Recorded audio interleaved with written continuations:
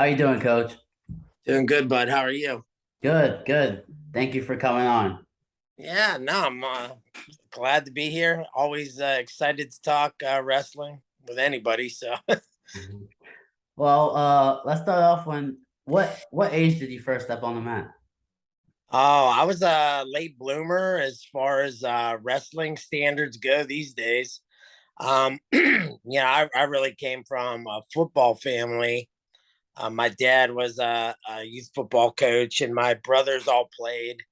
And I didn't get started in wrestling until junior high. So it was really, I tried it at like age 5 or 6, and uh, I lasted about 2 weeks as I found out at that early age how tough it was. But came back to it, was reintroduced to the sport by the legendary Frenchie Delorier in seventh grade. He was my junior high school coach, and the rest of it's history. So yeah, about seventh grade though.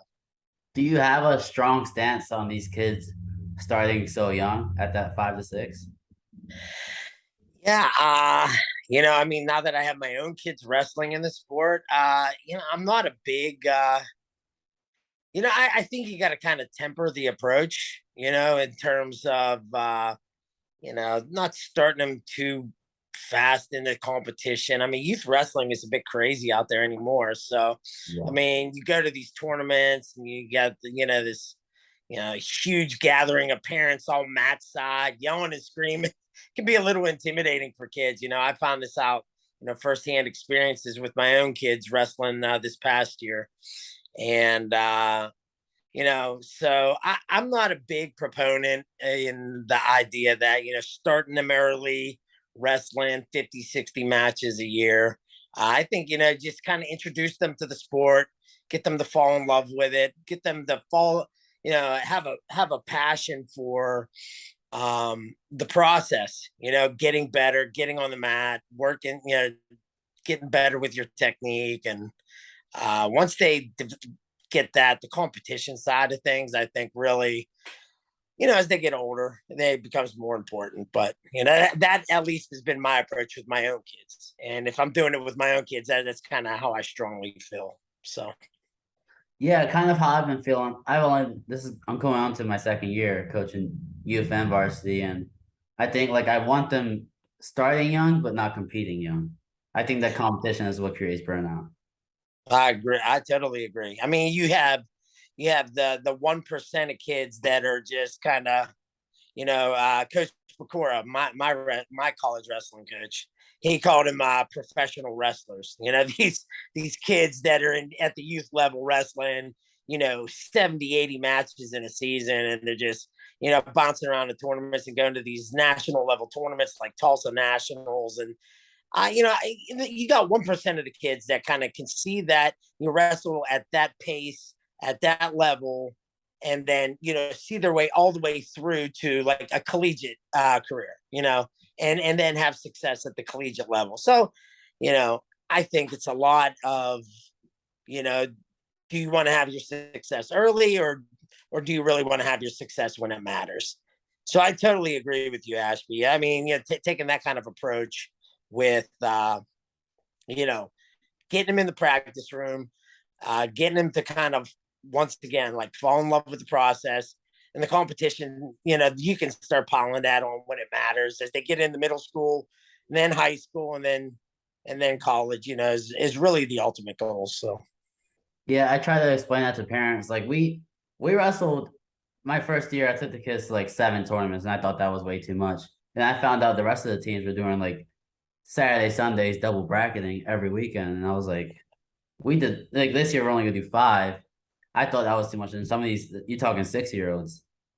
yeah, right. That's crazy. I think that's just, I mean, insanity. And you hit the nail on the head. You're gonna the kids, the majority of them burn out, or they don't have a very good relationship with their parents, because dad or mom are hammering on them to go to this tournament, and then the focus becomes about having that success early, and I don't know. I just most kids just don't can make it through that kind of weather the storm, so.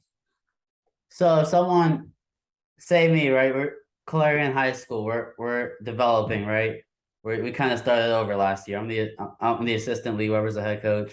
Say if we're trying to develop a good varsity team, that's obviously the end goal through starting this youth program.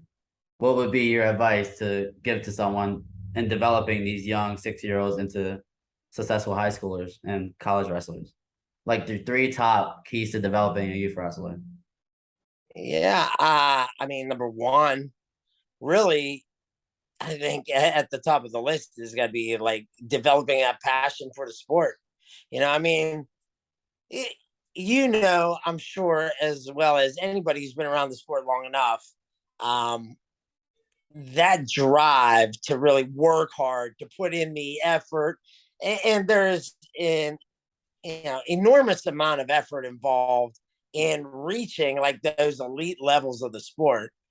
And you got to have a love for it. You got to love the process. You got to be able to love to do it. And so I think that's number one. You got to develop that passion for it at an early age. And you start with the feeder program and, with your youth level kids. But, once again, it's a lot of the focus is on, development, technique. Sure, you do some live wrestling to get them into that competition type of mode, but at the same time, I really think the primary focus is just developing that skill level, so when they are ready to kind of turn it on and get better, and really focus on when it matters to compete, in the high school and ultimately collegiate level, hopefully, for some guys. But they have that drive because I mean you can't make them do it. So Mhm. so passion is number one, and then having a good structure. One thing that's really served us well all the years that I've coached at Burrell, and it's not really um, anything that I can claim that I've done. I've really had some great mentors in my life, and I've said this time and again. I came from one of the best, Division II wrestling programs in the country, and I had one of the greatest collegiate coaches of all time in Pat Pecora. And really, all I've ever done is kind of modeled what he's done at Pitt-Johnstown to have success at Burrell.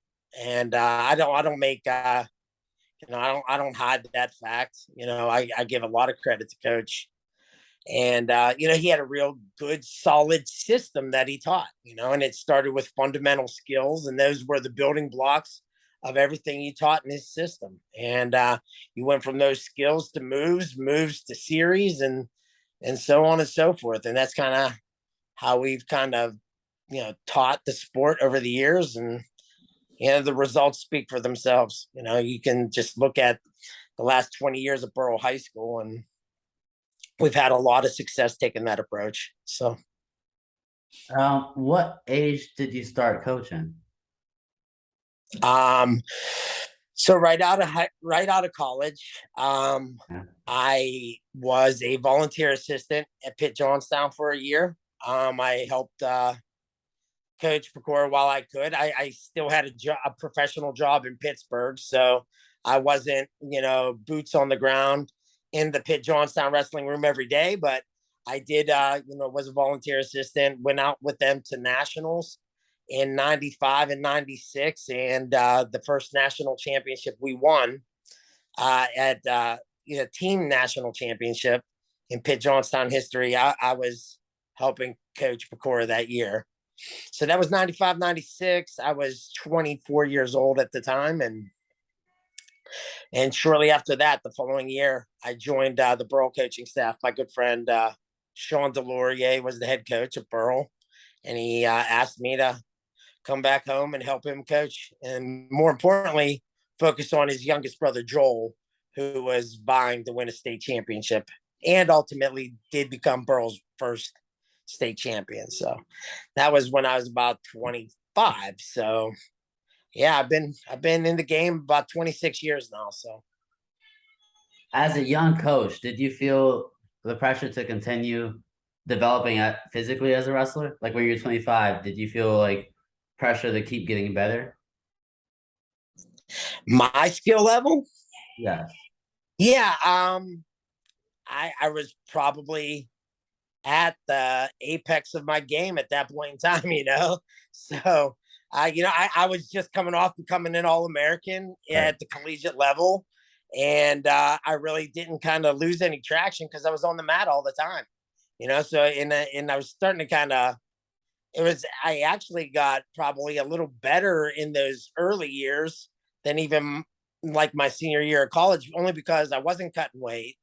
You know, I could hit the weight room and I was getting stronger, and I was still on the mat every day. So, you know, I mean, I've wrestled with a lot of our guys, you know, at the high school level, and even when they went on to college, probably into my early 40s. So, you know, I spent a lot of time still getting out there, getting busy on the mat. And now that I'm in my 50s, that's slowed down tremendously. And some old injuries have caught up with me. But yeah, back in those days, you know, in my mid 20s, I still felt like I could roll with anybody.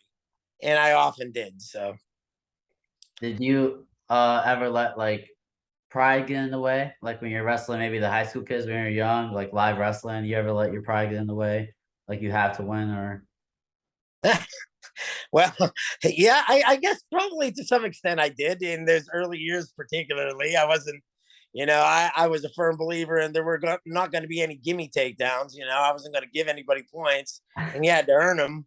Uh, but so I guess to some extent there was maybe a little bit of pride involved there.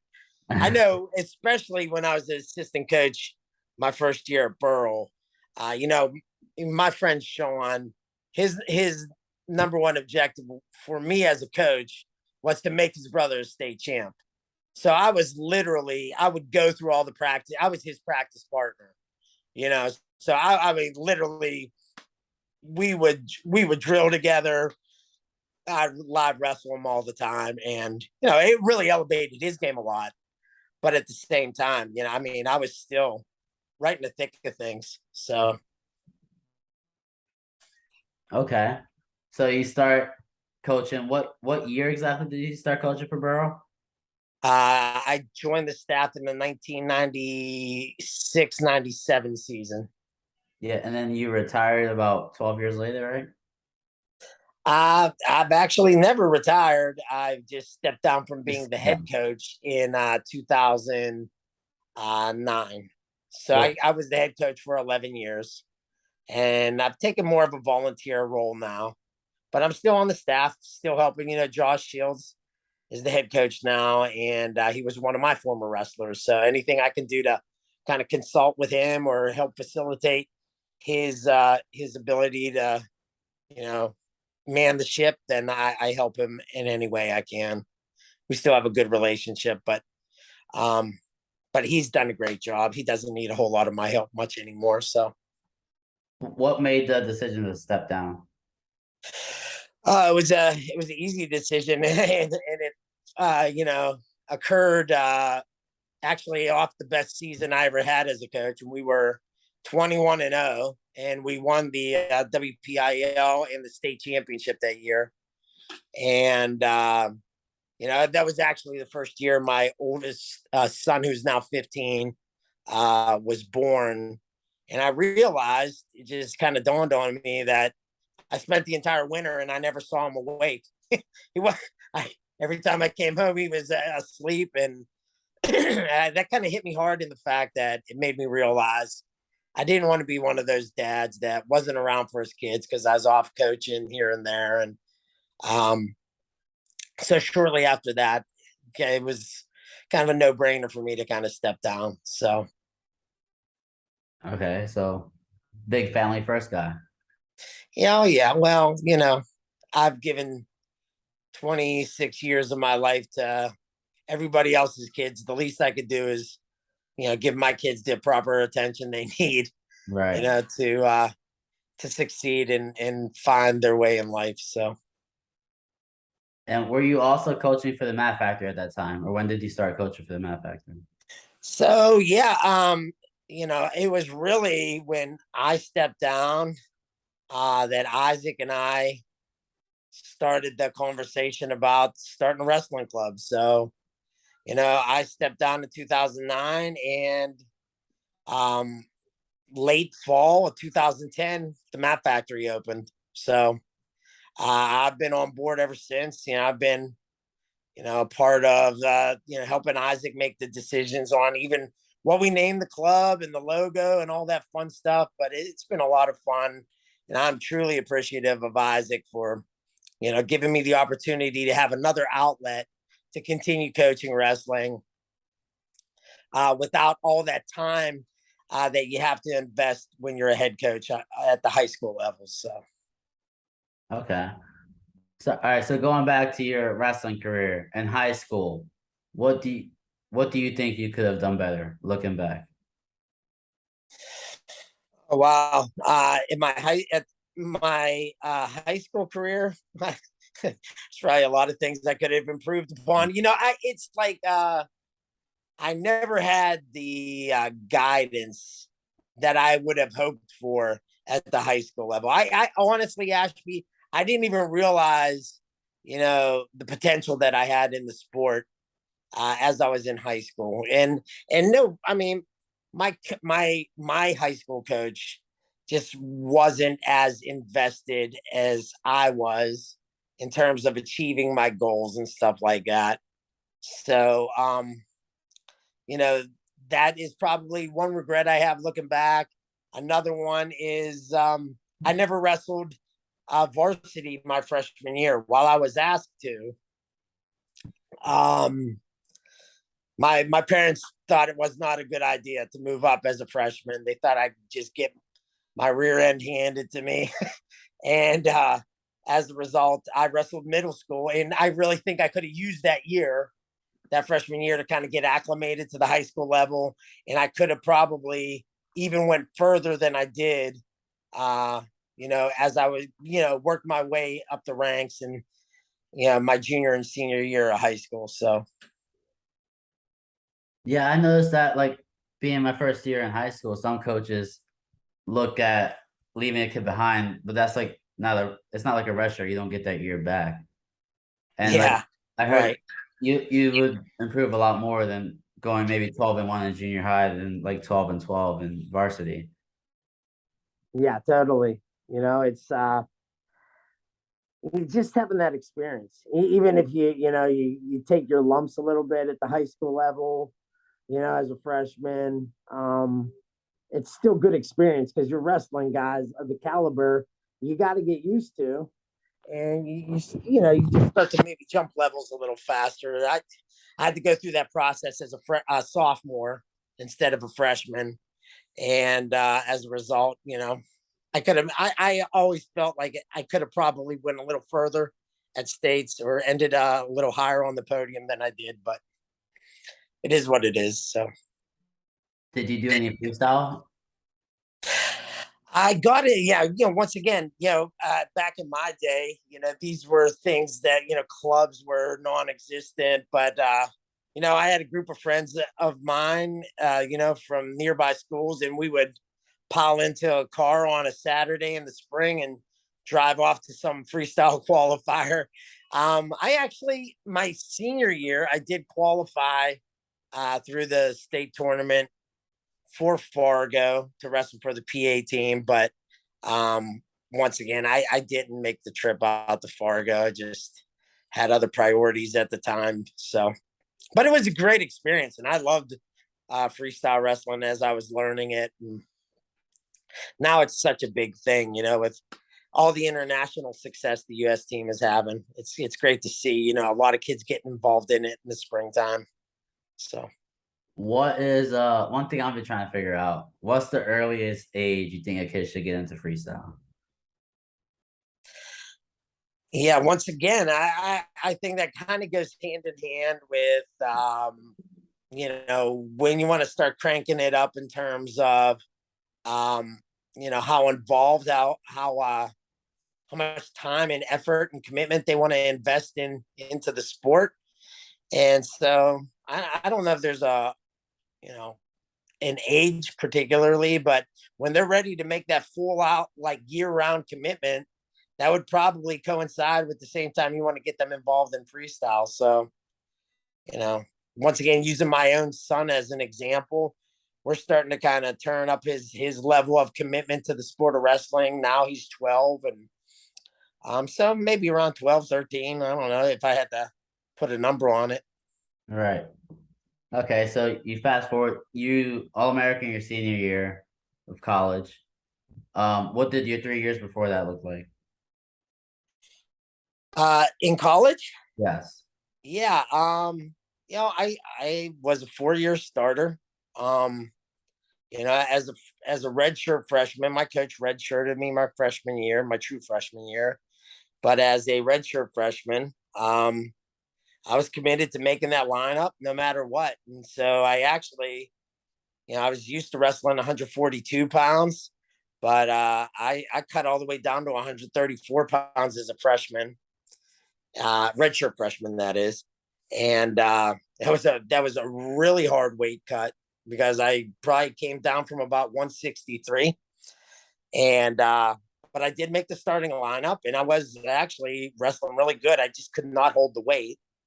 So my freshman year, I had a winning record. I think I finished around, I don't know, 12-10 or something like that. Um, but did not get a chance to wrestle in the regional tournament that year because I blew my knee out and ended up needing a full ACL repair. I tore out my anterior cruciate ligament in my right leg, and yeah, that sidelined me for the postseason, and then came back my sophomore and junior years. My sophomore year, finished third at the regional tournament. I started climbing that ladder, started having more success, and but back in those days, third place at the regionals wasn't good enough to get you to the national tournament because in our region they only took the 10 champions and 8 wild card bids. So only 18 national qualifiers out of the East region.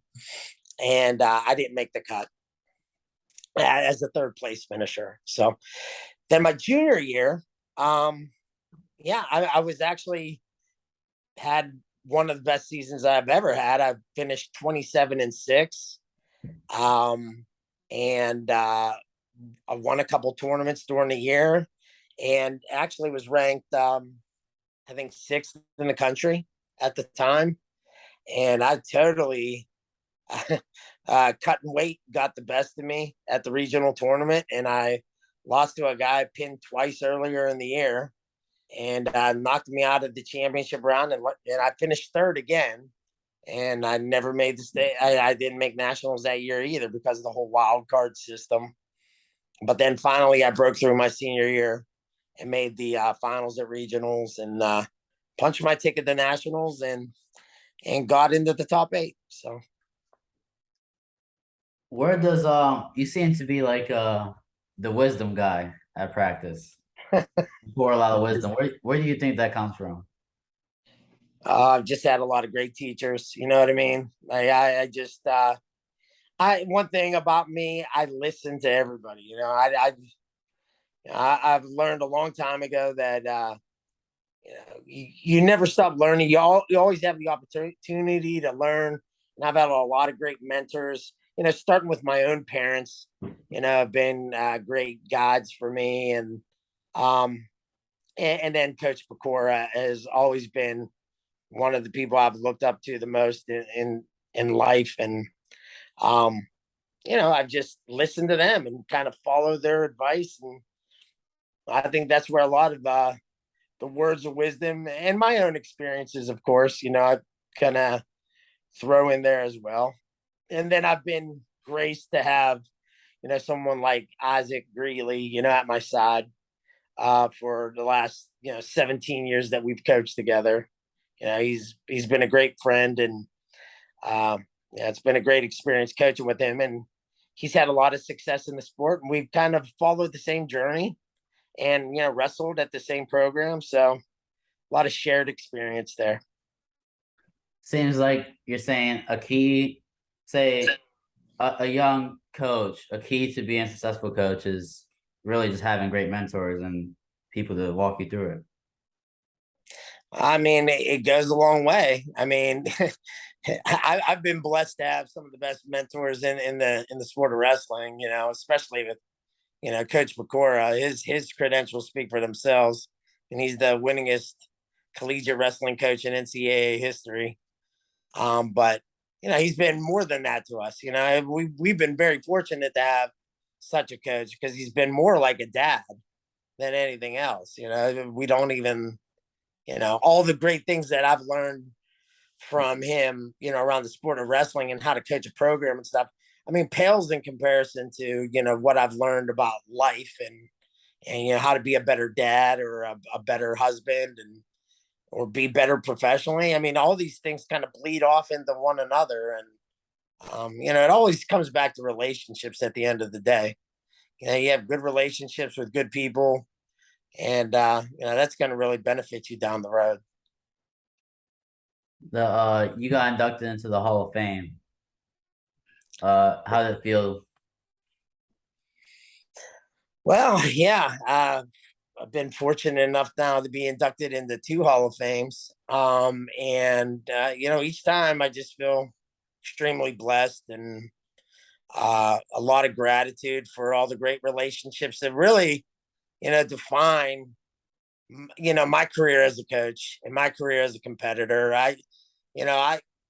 All those medals and trophies and banners are now collecting dust somewhere, but those relationships live on, and that's what I always look back on fondly, are all the great stories that kind of tell the tale of Burrell wrestling or our days in a Mountain Cat singlet at Pitt-Johnstown. And that's what I look back at most. But yeah, mostly gratitude. I totally understand that I would never be here if it were not for an army of people, supporting me and really helped me achieve a lot of those, goals that we had set out for, at Burrell Wrestling, at Pitt-Johnstown. So, it takes a tribe. So that's how we got there, and I'm appreciative of everyone who's been involved. So. Yeah, the coaching staff up there seems to be always on the same page. You're all always talking about gratitude, effort, attitude. And that's something I hope I can instill down here in Clarion. Yeah, I hope you do. I think you got a lot of good people around you. So, and Clarion is really, I mean, it's historically known as wrestling hotbed. You got Clarion University right there, and which you're all too familiar with. But it's a good area that's going to be supportive of wrestling, and it's those kind of people. It's the demographic of people. Burrell. I'll say this right now: Lower Burrell, in Burrell wrestling, 25 years ago, no one would ever have known Burrell was a wrestling town, or no one would even think of it as such. It was a small, like, middle to upper middle class community of families that they were supportive, but wrestling was never talked about. It's always been, when I was growing up, it was a big football community. But wrestling was unheard of. It was almost like, back when I wrestled, our team was terrible. Now, we had a few good wrestlers like myself and a couple others, but that was really one of the driving forces on why I wanted to come back to Burrell, was to kind of raise the standard. And it turned into this monster that the culture now in the entire community revolves around Burrell, wrestling. Right. And which is, I love it. I mean, it just makes me smile ear to ear every time people say, hey, Burrell, they got a good wrestling program. And these are people from other states. They even recognize that. So yeah, it's a good thing, but it was never like that at first. And I guess that's, circling back to what I was saying about Clarion. Clarion, you guys have some history out there. So there's definitely some foundation to build on. Right. Yeah. I walked in last year and I noticed the lack of relationship between the high school and the D1 program a mile down the road. And we've worked on that the past year, and I think I'm gonna use those relationships I have to maybe help that high school because it's really just Brookville here that's like the powerhouse, and Yeah, for sure. want to Right. be able Right. to be up there with them. Last thing we can wrap up here. What advice would you give to a high schooler ready to really level up in the sport? I mean, at that age, I just say be all in. I mean, you gotta make that full commitment to the sport, and if you're putting in the time and you have the resources around you, you're gonna get better. I mean, this is anything different that I even tell my own 12-year-old son. It's um, you got good coaches around you. You're working hard. You're putting in the effort. You're gonna jump levels. You know what I mean? It's just gonna happen naturally, and you just got to stick with it. It's really a marathon, and that's what I tell a lot of youth parents.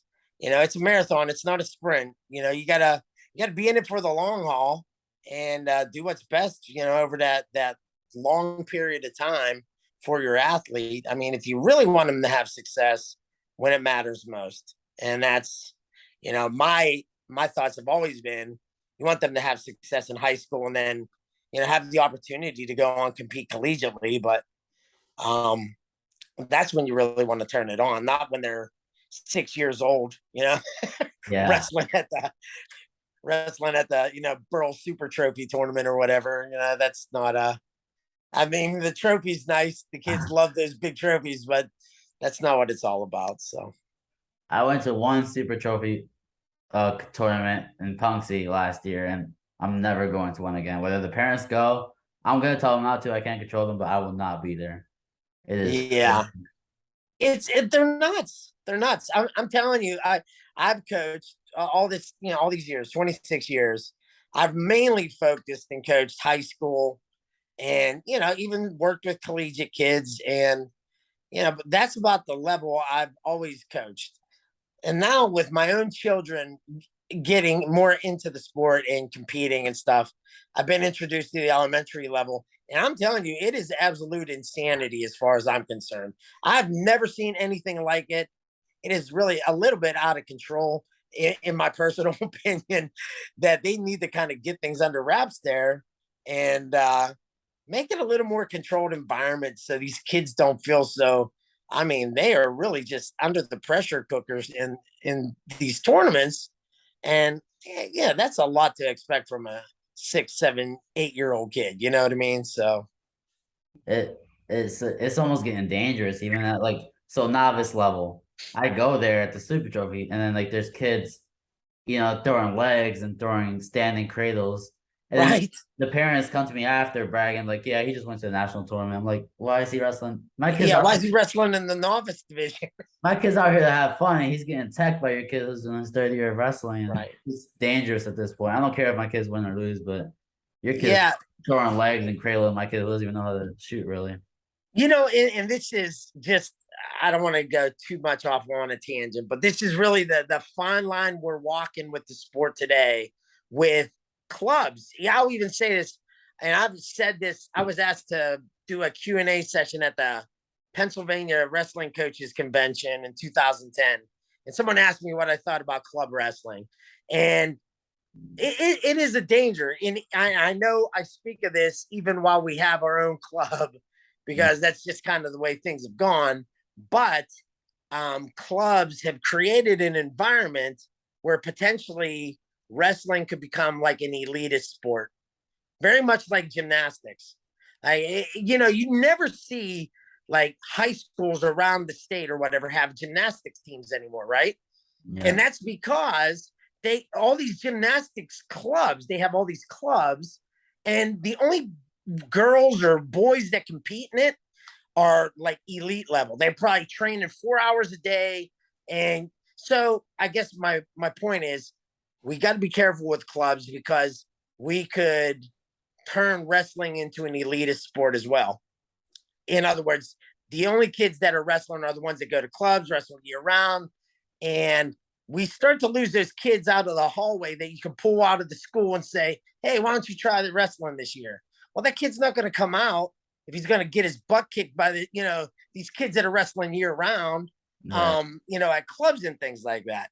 And then then it starts to have an effect on like dual meets and things like that. And dual meets are a real draw for the sport when you talk about getting fans from the school to come in and support you. And from Burrell's perspective, that has been one of the hugest draws. Some of the biggest crowds we've ever had were all at our big playoff matches or our matches against crosstown rivalries like Kiski area. That goes a long way. But yeah, we got to be careful of clubs introducing that kind of atmosphere and losing those middle tier kids that you could develop in a high school program. They may not be state champions or state place winners, but you know what? They're going to win some matches. They're going to get better, and they're going to fill a need in a lineup somewhere. So it's something we got to be protective of. If we want to preserve our sport and continue to have it thrive. That was a good point with gymnastics, because the other day I tried recruiting these girls from gymnastics, and the assistant coach was like, "Don't recruit my kids." She was like, they had to miss a couple practices last year because of wrestling. I was like, okay.